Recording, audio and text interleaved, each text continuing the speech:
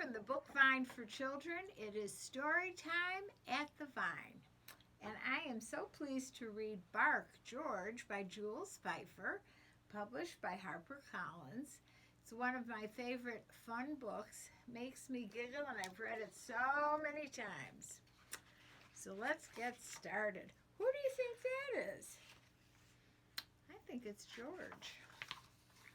Bark, George. George's mother said,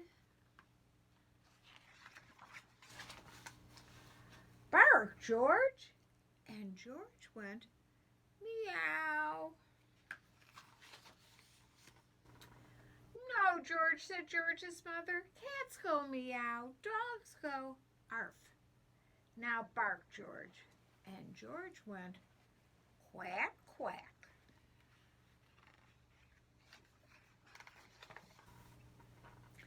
"No, George," said George's mother. "Ducks go quack, quack, dogs go arf. Now bark, George." And George went, oink. "No, George," said George's mother. "Pigs go oink, dogs go arf. Now bark, George." And George went, moo. George's mother took George to the vet. "I'll soon get to the bottom of this," said the vet.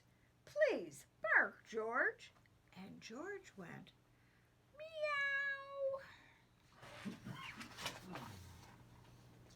The vet reached deep, deep down inside of George and pulled out a cat.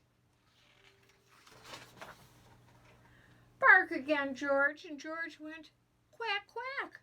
And the vet reached deep, deep, deep down inside of George and pulled out a duck. "Bark again, George." George went, oink. And the vet reached deep, deep, deep, deep down inside of George and pulled out a pig.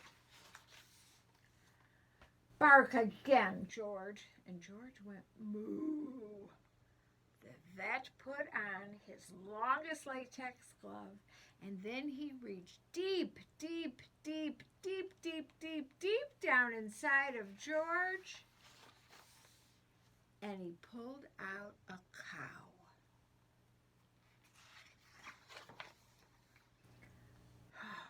"Bark again, George."